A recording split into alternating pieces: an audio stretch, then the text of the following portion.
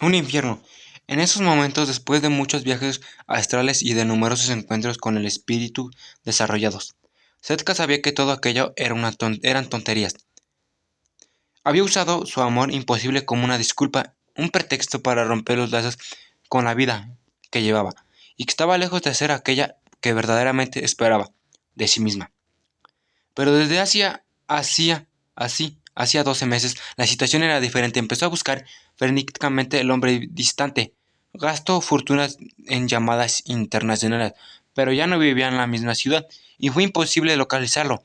Mandó cartas por correo, certificado que acababan siendo devueltas. Llamó a todos los amigos y amigas que lo conocían y nadie tenía la menor idea de que había sido de él. Su marido no sabía nada y esto lo conducía a la locura, porque él debía por lo menos sospechar algo, hacer alguna escena, quejarse, amenazar con dejarla tirada en mitad de la calle. Pasó a creer que las oficinas de correos, las telefonistas internacionales y las amigas habían sido sobornadas por él, que fingía indiferencia.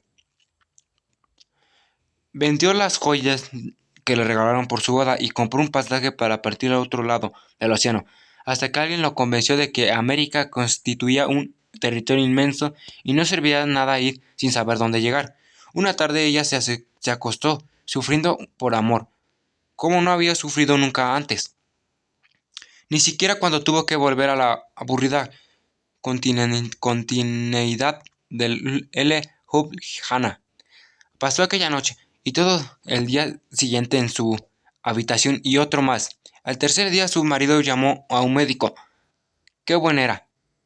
¿Cómo se preocupaba por ella? ¿Sería posible que ese hombre no entendiera que Setka estaba intentando encontrarse con otro? Cometer adulterio, cambiar su vida de mujer respetada por la de una simple amante escondida, dejar L. Hana su casa y sus hijos para siempre. El médico llegó y ella tuvo un ataque de nervios. Cerró la puerta con llave y solo abrió cuando él se fue. Una semana después no tenía ganas ni de ir al cuarto de baño y pasó a hacer sus necesidades fisiológicas en la cama. Ya ni siquiera pensaba su cabeza que estaba completamente absorcida por los fragmentos de memoria del hombre, que estaba convencida. También la buscaba sin conseguir encontrarla.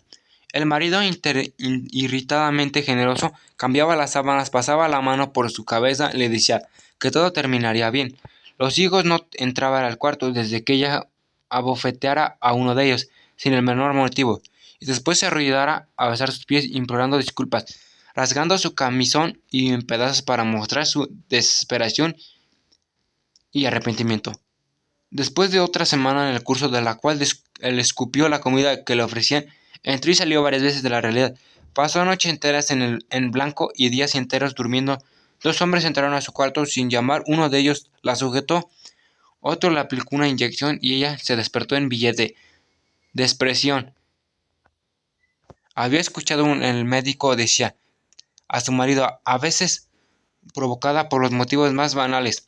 Falta un elemento químico, la serotonina, en su organismo. 10. Desde el techo de la enfermería, Setkas vio llegar el enfermero con una jeringa en la mano. La chica continuaba allí, parada, intentando convencer con su cuerpo, desesperada por su mirada vacía. Durante algunos momentos, Setka consideró la posibilidad de contarle todo lo que estaba sucediendo, pero después cambió de idea. Las personas nunca aprenden nada de lo que les cuentan. Necesitan descubrirlo por ellas mismas.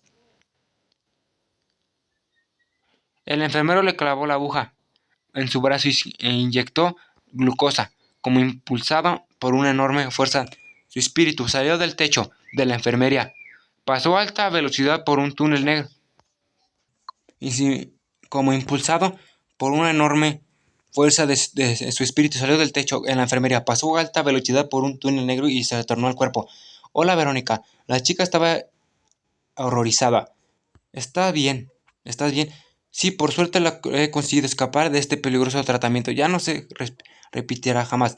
¿Cómo lo sabes? Aquí no se nos respetan a nadie. Setka lo sabía, porque había ido bajo la forma del cuerpo astral hasta el escritorio del doctor Igor. Lo sé, por no puedo explicártelo. ¿Te acuerdas de la primera pregunta que hiciste? ¿Qué es un loco? Exactamente. Esta vez voy a responderte sin rodeos. La locura es la incapacidad de comunicarse tus ideas como si estuvieras en un país extranjero, viendo todo entendido, lo que pasa alrededor, pero incapaz de explicarte y de ser ayudada, porque no entiendes la lengua que hablan allí. Todos nosotros ya sentimos eso. Todos nosotros de una manera u otra estamos locos. 11. Tras la ventana, la ventana enrejada, el cielo se veía cubierto de estrellas, con una luna en cuarto, creciente, subiendo por detrás de las montañas. A los poetas les gustaba la luna llena, escribían miles de versos sobre ella, pero Verónica estaba enamorada de aquella media luna, porque aún tenía espacio para crecer, expandirse y llenar de luz toda su superficie, antes de la inevitable decadencia. Tuvo ganas de ir hasta el piano de la sala y estar celebrar aquella noche, tocando una linda sonata que había aprendido en el colegio. Al mirar al cielo le amargaba una indescriptible sensación de bienestar, como si lo infinito del universo mostrase también su propia eternidad. Sin embargo, una puerta de acero y una mujer que nunca terminaba de leer el libro que tenía en sus manos impedían cumplir su deseo.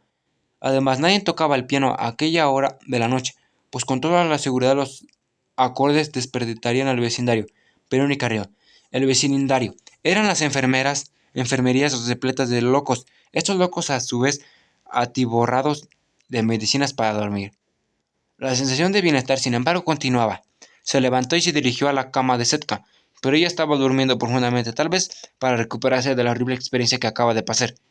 Vuelva a su cama, ordenó la enfermera. Las chicas buenas están soñando con los angelitos, o no, o con los enamorados.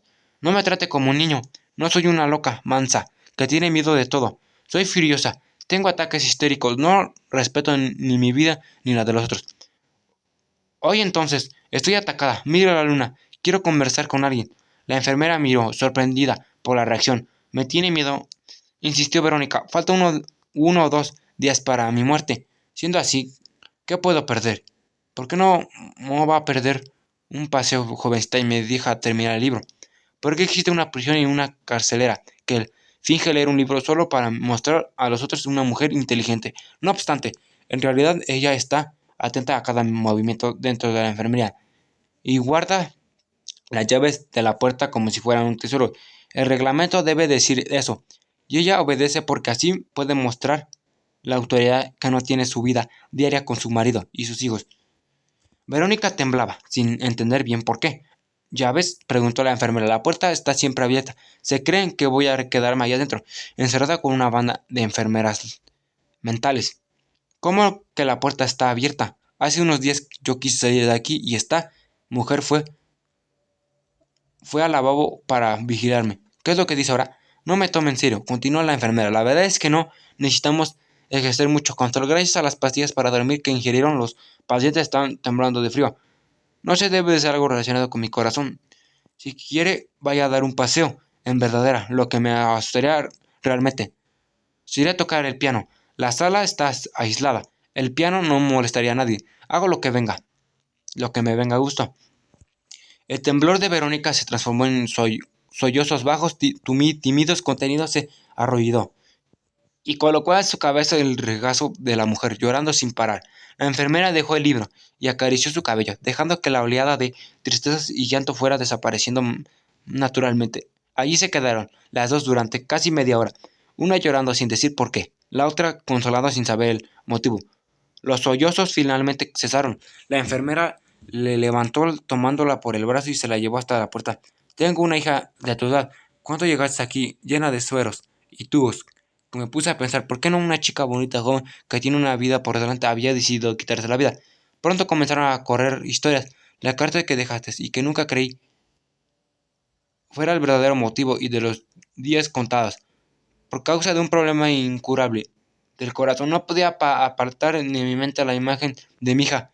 Y si ella decidía hacer algo parecido, ¿y por qué ciertas personas intentan ir a contra el orden natural de la vida? ¿Qué es luchar para sobrevivir de cualquier manera? Por eso, estaba llorando, dijo Verónica. Cuando tomé las pastillas, yo quería matar a alguien que detestaba. No sabía que existiera dentro de mí otras Verónicas. las que yo sabría amar. ¿Qué es lo que hace que una persona se deteste a sí misma? Quizás la cobardía o el eterno miedo de equivocarse, de no hacer lo que los otros esperan. Hace algunos minutos yo estaba alegre. Había olvidado mi sentencia de muerte cuando volví a entender la situación en la que encuentro. Me asusté. La enfermera abrió la puerta de Verónica y salió. Ella no podía haberme preguntado eso. ¿Qué quería entender? ¿Por qué lloré? ¿Acaso no sabe que soy una persona absolutamente normal, con deseos y miedos comunes a todo el mundo? Y que ese tipo de preguntas, ahora que ya es tarde, puede hacerme entrar en un pánico, mientras caminaba por los corredores, iluminados por la misma débil lámpara. ¿Qué había en la enfermería? Verónica se daba cuenta de que era demasiado tarde. Ya conseguía controlar su miedo. Tengo que dominarme. Soy alguien que lleva hasta el final cualquier acto que decida hacer.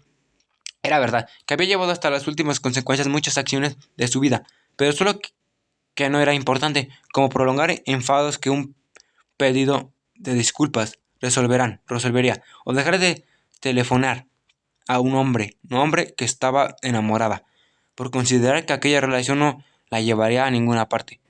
Había sido intransigente justamente en aquello que era más fácil, mostrarme a sí misma su fuerza e indiferencia cuando en verdad era una mujer frágil, que jamás había conseguido destacar en los estudios, ni en las competencias deportivas de su escuela, ni en su tentativa por mantener la armonía en su hogar. Había superado sus defectos más leves solo para ser derrotado en lo que era importante y fundamental. Había conseguido tener la apariencia de mujer independiente cuando en verdad necesitaba desaparecer desesperadamente una compañía. Llegaba a los sitios y todos los miraban, pero generalmente terminaba la noche sola, en el convento, mirando una televisión que ni siquiera sintonizaba bien los canales. Había dado todos sus amigos la impresión de ser un modelo que ellos debían envidiar, y había gastado lo mejor de sus energías en comportarse a la altura de la imagen que ella se había creado. Por causa de eso, nunca le había sobrado fuerzas para ser ella misma, en una persona que, como todas las de este mundo, necesitaba de los otros para ser feliz, pero los otros eran tan difíciles, tenían reacciones imprevistas, vivían rodeados de defensas, actuaban también como ella, mostrando indiferencia en todo. Cuando llegaba alguien más abierto de la vida, lo rechazaban inmediatamente o lo hacían sufrir, considerándolo inferior o ingenuo. Muy bien, podía haber impresionado o mucha gente con fuerza y determinación. Pero ¿a dónde había llegado? El vacío, a la soledad completa, billete, a la antesala de la muerte. El remordimiento por la tentativa de suicidio volvió a aparecer. Verónica volvió apartado con firmeza, porque ahora estaba sintiendo algo que nunca había permitido sentir oído. Hacía algo casi tan físico como paredes o pianos o enfermeras, casi podía tocar la energía destructora que salía de su cuerpo. Dejó que el sentimiento llegase sin preocuparse de si era bueno o no. Ya bastaba de autocontrol, de máscaras, de posturas convivientes. Verónica quería orar para sus 2 o 3 días de vida, siendo lo más inconveniente posible. Había empezado dando un bofetón en el rostro de un hombre mayor, había tenido un ataque con el enfermero, había rehusado ser simpática y convencer a los otros cuando quería estar sola, y ahora era lo suficientemente libre como para hacer odio, aunque también lo suficientemente lista como para no empezar a romper todo a su alrededor y tener que pasar el final de su vida bajo el efecto de sedantes en una cama de la enfermería. ¿Qué?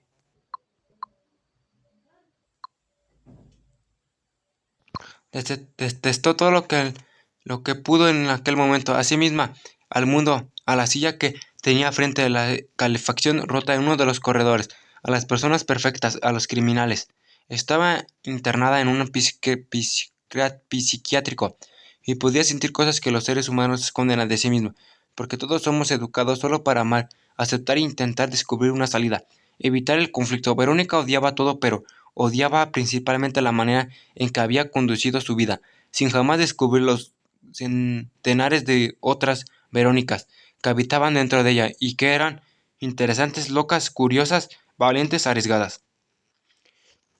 En un momento dado, comenzó también a sentir odio por la persona que más amaba en el mundo, su madre, la excelente esposa que trabajaba de día y lavaba los platos de noche, sacrificando su vida para que su hija tuviese una buena educación, supiese tocar el piano y el violín, se vistiese como una princesa, comprase zapatillas y tejanos de marca mientras ella remendaba el viejo vestido que usaba desde hacía años. ¿Cómo puedo odiar a quien solo me dio amor? Pensaba Verónica confusa, queriendo modificar sus sentimientos, pero ya eran demasiado tarde. El odio estaba liberando. Ella había abierto las puertas de su infierno personal. Odiaba el amor que le había sido dado porque no pedía nada a cambio, lo que es absurda y real, contrario a las leyes de la naturaleza. El amor que no pedía nada a cambio conseguía llenarla de culpa, de ganas de corresponder a sus expectativas, aunque si eso significara abandonar, abandonar todo lo que había soñado para ella misma. Era un amor que había intentado esconderle durante años los desafíos y las podredumbre del mundo, ignorando que un día ella se daría cuenta de eso y no tendría fuerzas para enfrentarlos. Y su padre odiaba a su padre también, porque al contrario de su madre, que trabajaba todo el tiempo, él sabía vivir. Ella llevaba a los bares y al teatro. Si se divertían juntos, y cuando uno era joven, ella lo había amado en secreto. No sé cómo ama a un padre, sino a un hombre. Lo odiaba porque siempre había sido tan encantador y tan abierto con todo el mundo, menos con su madre, la única que realmente merecía lo mejor. Odiaba todo, la biblioteca, con su montaña de libros llenos de explicaciones sobre la vida del colegio, donde había sido obligada a pasar noches enteras aprendiendo álgebra aunque no conociese ninguna persona excepto los profesores y los matemáticos que necesitase a la álgebra para ser más felices y por lo que le habían hecho estudiar tanta álgebra y geometría y todas aquellas asignaturas.